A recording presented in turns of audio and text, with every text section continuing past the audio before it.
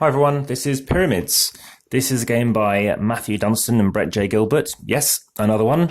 It's published by Yellow. It's 2 to 5 players, 10 plus and 30 minutes. And it's set in the Pharaoh worlds, as you could probably tell by the name Pyramids.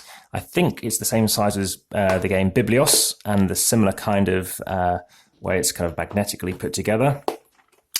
It's quite a nice end cover, which I haven't really paid attention to before. And the artwork, well, I definitely know Michael Menzel from the other games you may have seen me record, such as Legends of Andor, and he's done, Carcassonne and tons of others, Catan, things like this, but also Camille Chaussy, I think it's pronounced as well.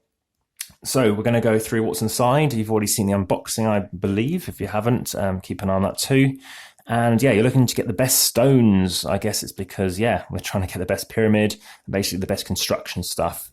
So we're going to go through the god tiles, of which there are 5 player aid cards, the first player token, school book, the scorebook, the rule book, and the 105 construction cards. So it's quite nicely written on the back of the box. So I've been lent this by Brett's sister. Hello there. And yes, I'm here to basically show you that lovely person how to play it. So you have this, which is the first player marker. So just to let you know, it's a game that happens over 10 rounds, and at each round you're definitely putting one card towards your pyramid. Now something is a bit weird is all these cards aren't this way up, it's that way up. So you're taking your card, however you wish to do it, and you're going to be looking to build a pyramid over 10 rounds. Each round you're putting down a card, and you can either go this way or you can start building upwards. So you can start seeing a pyramid building here. You can put a building in here. You could put a card here. So I'll just quickly show you what a pyramid looks like. And then I'll show you what it's all about and how you may want to build it. So this is a completed pyramid, I think. 4 cards, 3 cards, 2 cards, 1 card. So that is not quite right. That is there. There we go. Now, why do you want to put cards down here, and why do you want to put them? I went random, but as an example, you're trying to get all your red cards together. So maybe I would have had this card, I don't know, over here, and maybe this card somewhere else. The reason being is at the end of the game, this is a very good way of scoring up. And this is an example of some scoring already, is you're going to score based on what everything's touching. So at the end of the game, my pyramid would score 1, 2, 3 points for red. And then you put 3 for red, and green I'd score 2, wherever my biggest one is. Blue would get 1, white would get 2, and yellow would get 3. And it all goes on here. Whenever I score my most in, say, well in this case it was 3 at the most, get a bonus of 3 because it's whatever it is you have the most in, and it's just showing you that you're particularly good at that colour. If you happen to get at least 3 points for all of them, you get a bonus 10 points. So it's encouraging you to just have a bit, but not too much. But of course, you could get 9 in, say, white. Someone happened to get 9 and I think it was white yesterday. So that's 18 points just for one colour. So we've got obelisks, I'll talk to you about in a moment, glyphs as well, and pyramids, these tombs, in fact. So I'll just talk to you about these glyphs. So if you happen to place in your pyramid a glyph that is a pyramid, you're going to get 2 victory points per glyph you place in. In the tombs, you're going to get 2 there, and if you see obelisks, you're going to get points there as well. So that is how you get points in your pyramid. I thought I'll start with that before I move on to anything else. So when you lay out the board, that's important just to get the gist of the aim of the game, the core aim of the game. It's about construction, not necessarily pyramids, but buildings to do with ancient Egypt. You're going to lay out these 5 tiles. Now, in a 4+ game, you're going to play with this side up. Lower than that, you're playing this side up. So what do these do? This time, you're going to choose, so the first player is going to pick a tile 1 to 5.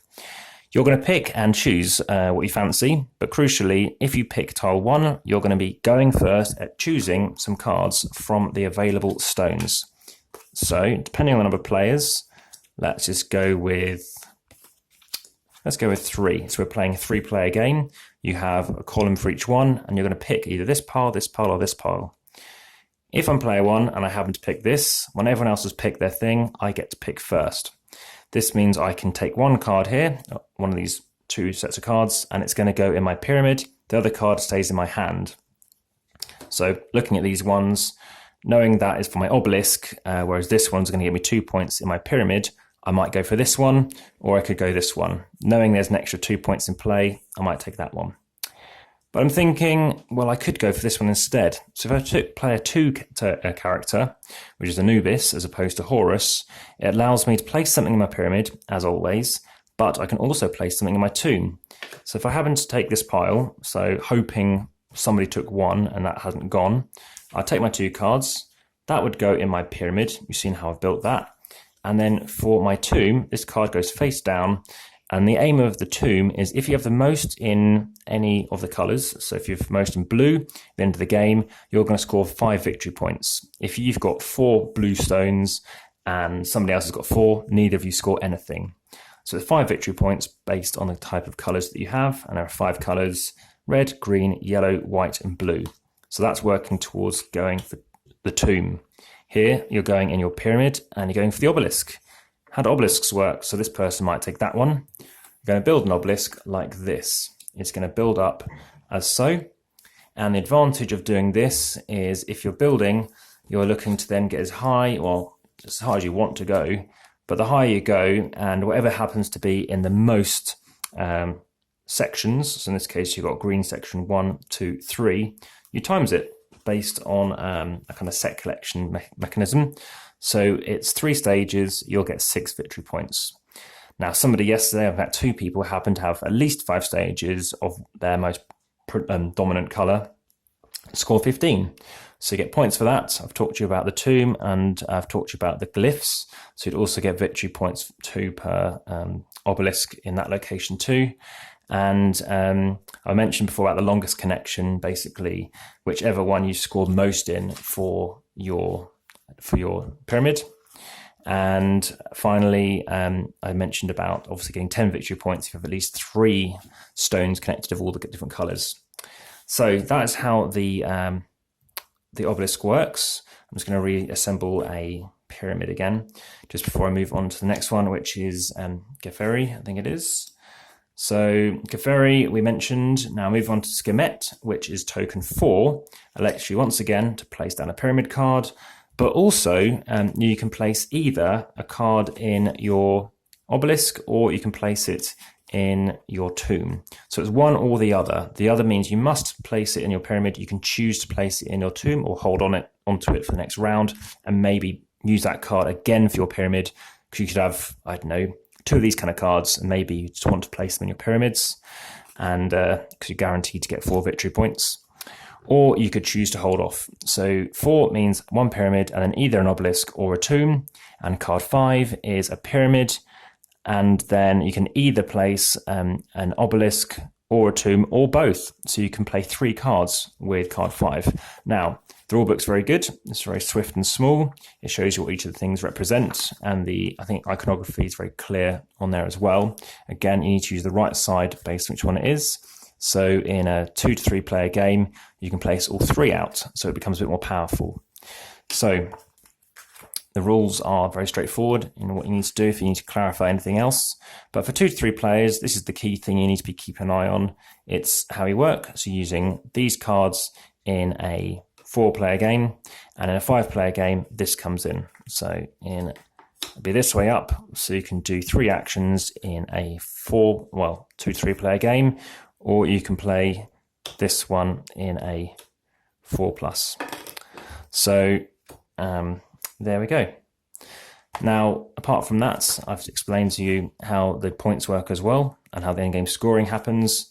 And we've got that final card just to show you again how the pyramid goes together. So that's your kind of nice, cute, Instagrammy kind of artwork, which if you want to see anything, that's available on Instagram. So search AmassGames as well. So initially when I played this, my first playthrough, it was a 4-player game that became a 3-player after 7th round because someone had to catch a train. But we enjoyed finishing off as a 3. We just kind of whittled it down, 3 columns of 2 cards to pick as opposed to 2. If they're 5 players, you have 5 columns of 2 columns in a 2-player game, etc. So that first time I played it, I kind of gave the game a 5 out of 10. And that was just because it had a nice kind of classical feel of, which things do I pick and what do I go for? But then some of the players who I played it with on Tuesday, I played it with on Saturday, and they actually, they really enjoyed it. And it was swift. It took, interestingly, 51 minutes to play on with 5 players on Saturday, and it took 50 minutes to play it 3/4 players on Tuesday. So not much time difference in it. Obviously, you can see it fits well quite easily as well, and it's not too big. In terms of replayability, I've tried out a strategy whereby I think on 9 of the 10 rounds I picked Anubis. It lets me play out 2 cards. Of course, I'm maybe not picking a card every round, whereas if you played card 4 or 5, which depending on the number of players, lets you play out 3 cards, it's only really useful if you've got spare cards to play. So holding on and only having, say, going for card 1 early on and making sure you've got some really good stuff, you're hoping no one goes for card, say, 4 or 5 to get those 3 cards down each round. So unless you can get them all down, obviously you're going to miss out. So I had 1 card in my obelisk, which obviously meant I didn't get a good multiplier because I just got 1 point. But by playing 9 cards into my tomb, I actually did very well on the tomb strategy. So if I look at Tuesday, my score was very close. It's nice to have quite a nice close scoring game. My glyphs I did quite well at. I did best at the obelisk, and I did mediocre or okay on the pyramid. But then I changed strategy, and I actually got much lower points on the pyramids. In fact, actually the worst on the pyramids. Again, worst by far on the glyphs, but I got 15 points for the tombs. I missed out on 2 of them as I tied with 2 different players. And the glyphs I did very well at, so I got 24 points. So even though I went heavy on tombs, 15 points was still lower than pyramids, but it was the glyphs where I got the 24 points. So maybe it was the glyphs I was focusing on, not sure. But yeah, you could go a varied strategy. You can go for just maybe sticking to 2 things, but I happened to go quite early in the turn order, and it happened to win.